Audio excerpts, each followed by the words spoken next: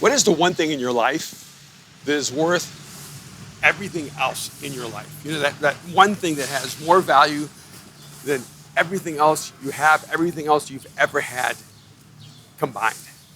Because that's exactly what Paul is talking about when he describes what he's found in Jesus, that love worth everything, that one thing that is more than everything.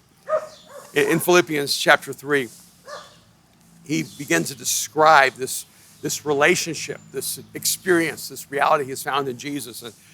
And in verse 10, he says, in this declaration, that I may know him and the power of his resurrection and the fellowship of his sufferings, to somehow obtain to the resurrection of the dead. He makes this confession as he's describing his experience and coming to know the reality of who Jesus is. In verse 7, he tells us, I consider everything a loss for the all-surpassing value of knowing Christ Jesus my Lord, for whose sake I have lost all things. I consider them rubbish, garbage, trash, for the sake of knowing Christ. And what's fascinating to me is that Paul begins to describe the contrast between all the things he thought that mattered and now this one thing that actually mattered. And I wonder how many of us go through that throughout our lives. And in fact, I think we spent so much of our lives filtering through what actually matters. And of course, we go through phases in that process. When we're little, life is all about things. So I want this and I want that.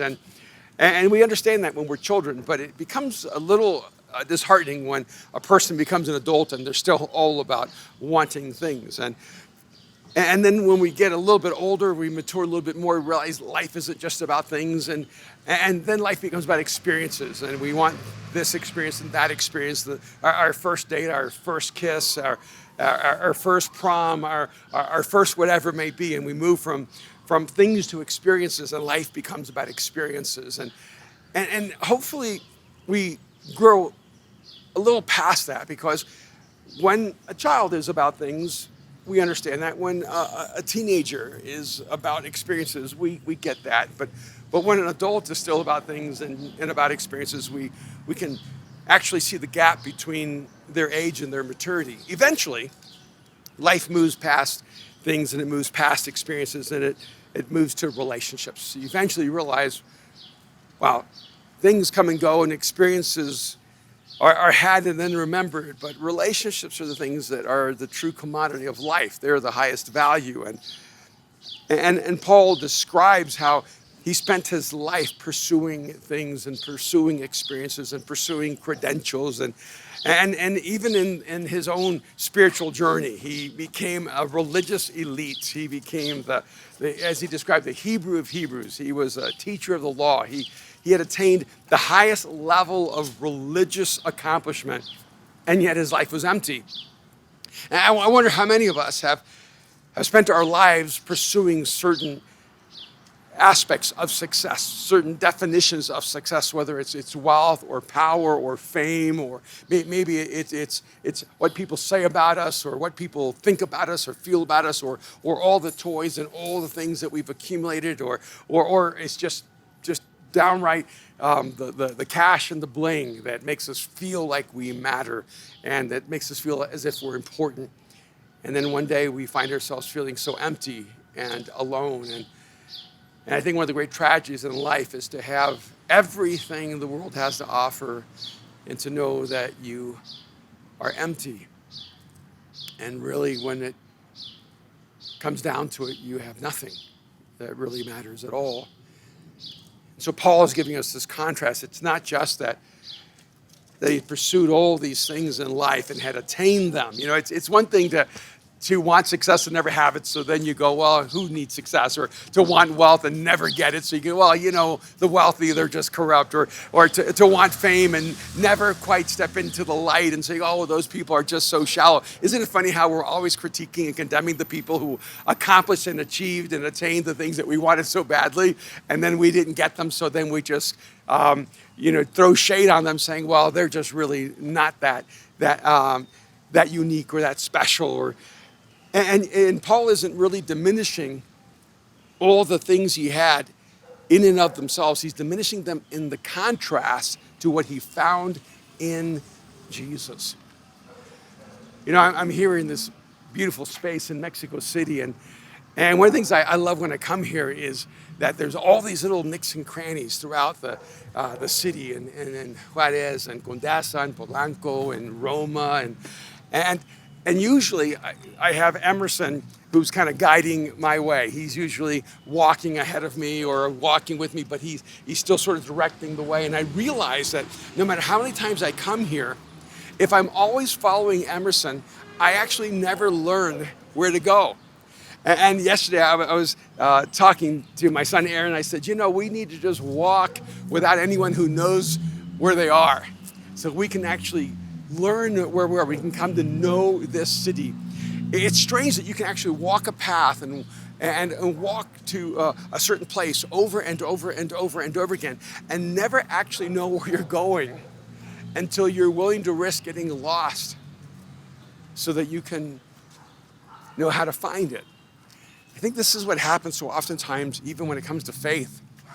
We live out someone else's faith. We are Christians because our parents were Christians, or we're Buddhist because our family are Buddhist, or we're Muslim because all of our relatives are Muslim, or we're atheists because, well, you know, our parents were atheists, and we just walk the track that someone else has guided us on. We don't really know how to get there ourselves. We just got there because someone else guided us there. And I think this is the tragedy even of faith in Jesus. That it's a beautiful thing when you get to grow up in a home where your mom and dad love God, where they love Jesus, where they have this beautiful, intimate relationship with Jesus. But eventually you have to learn how to walk the streets of the city alone. You have to learn how to find your way by yourself. You have to discover whether you know how to get there without someone else showing you the path.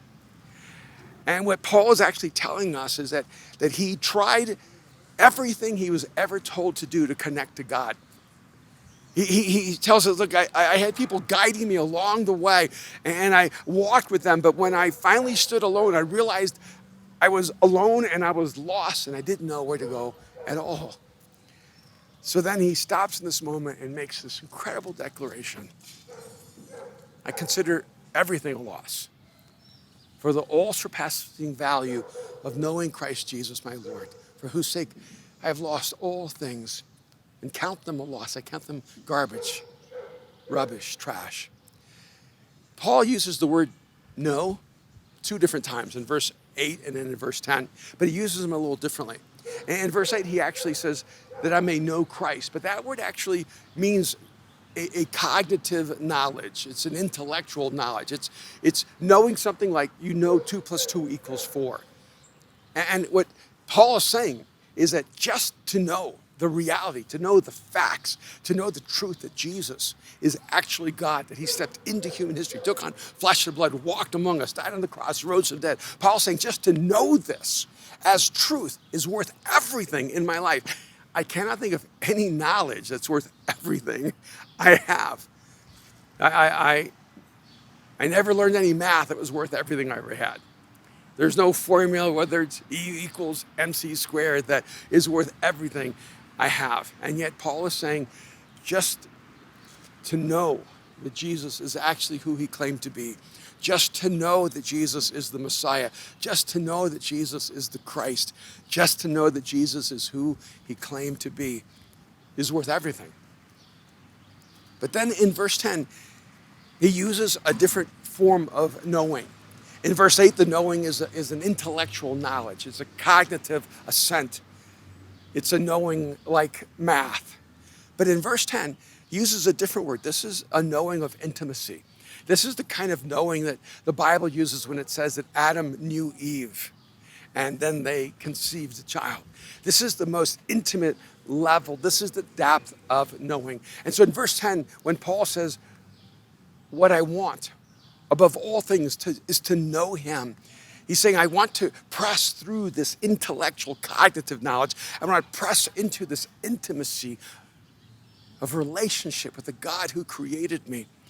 And what Paul is actually helping us discover is that we will never know a love worth everything until we move from knowledge to knowing, until we get past knowing God as data information until we get past knowing God as a belief or a doctrine, but knowing God in this intimacy, in this love that cannot be explained by reason or logic.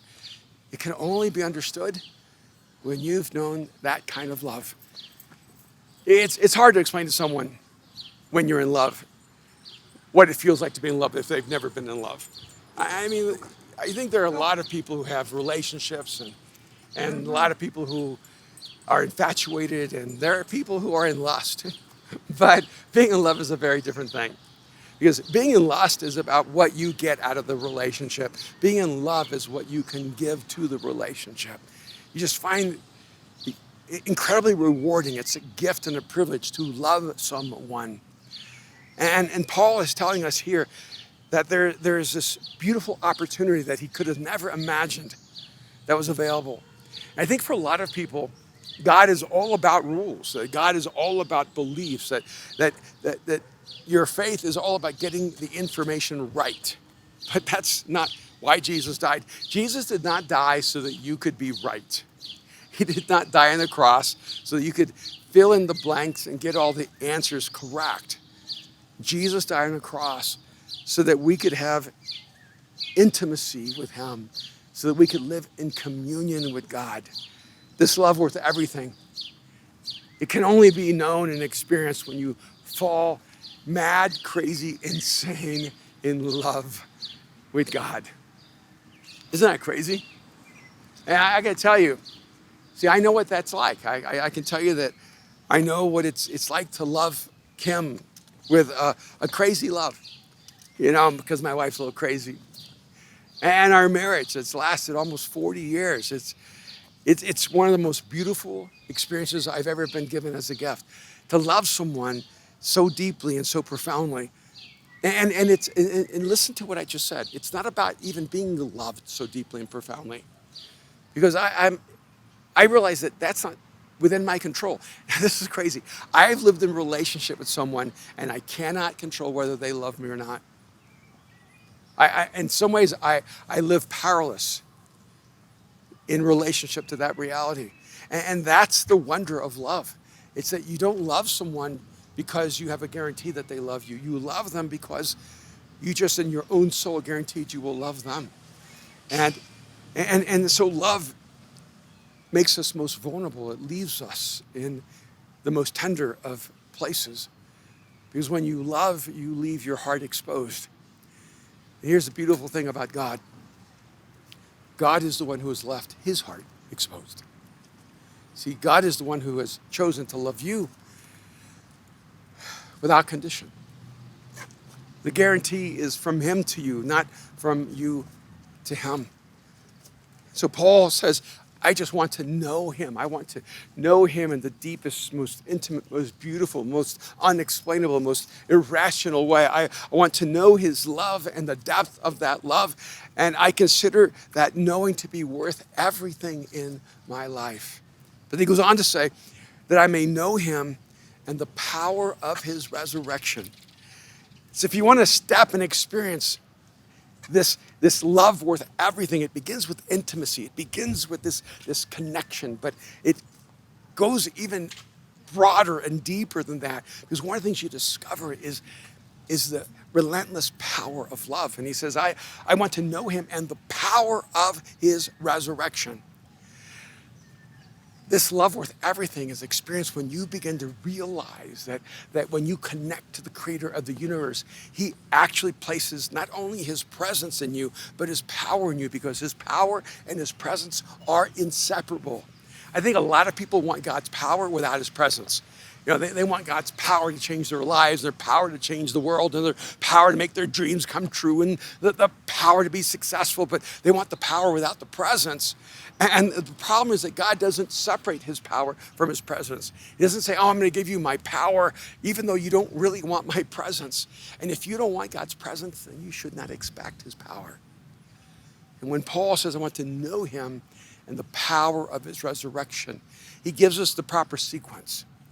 The power of God comes out of the presence of God. And the presence of God is experienced in intimacy with him.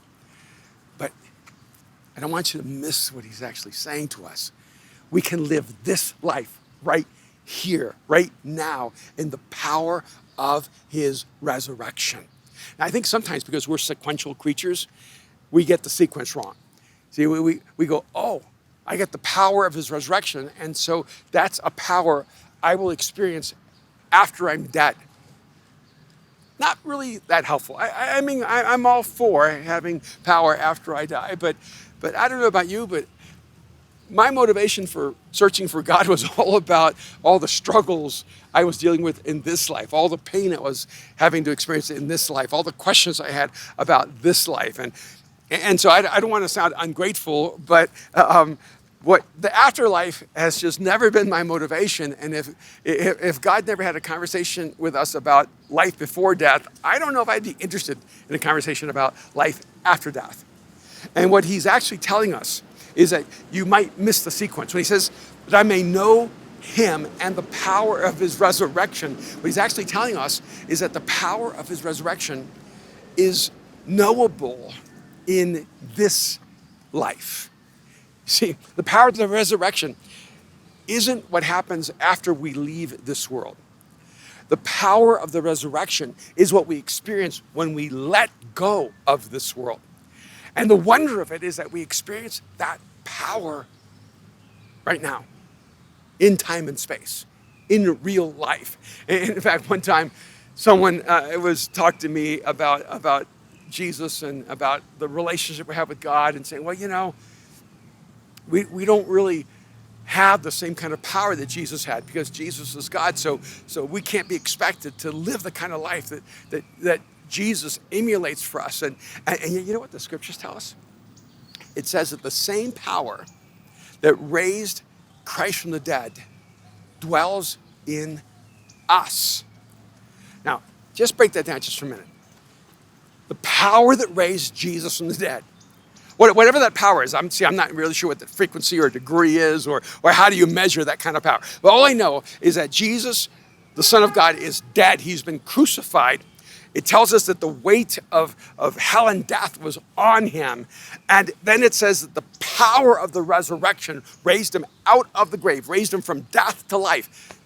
And that the power that raised Jesus from the dead actually dwells in you and in me, in us. How much power do you need? If you have in you the power that raised Jesus from the dead, let me tell you, you have all the power you need to live the life God has called you to live. And you experience a love worth everything when you step into the intimacy that comes in knowing him. And then out of that intimacy comes the power of the resurrection. See, the power of God erupts out of intimacy with God. The power of God is not an energy. It's not a commodity. It's not some kind of tool or instrument or weapon you grab. The power of the resurrection is what emerges out of a deep knowing of God, out of an intimate communion and relationship with God. And the more intimately you walk with Jesus, the more power you have in this life. It says, oh, that I may know him and the power of his resurrection and the fellowship of his sufferings. This is the phrase that really caught me off guard, because that word fellowship comes from that word koinonia. It's this word that means community. That word fellowship reminds me of all good things. It's like laughter and joy and friendship and hugging. Remember when we used to hug? Remember when we were not 6 feet separation? Remember when we would just enjoy each other? And fellowship is about eating together and eating together and eating together. Well, maybe I overstated that. And doing life together. And so when you think of the word fellowship, it's supposed to provoke joy. And he says, and the fellowship of his sufferings. And wait a minute, why would you connect fellowship with sufferings? And yet that word sufferings comes from this Greek word, pathos, which can also be translated passions.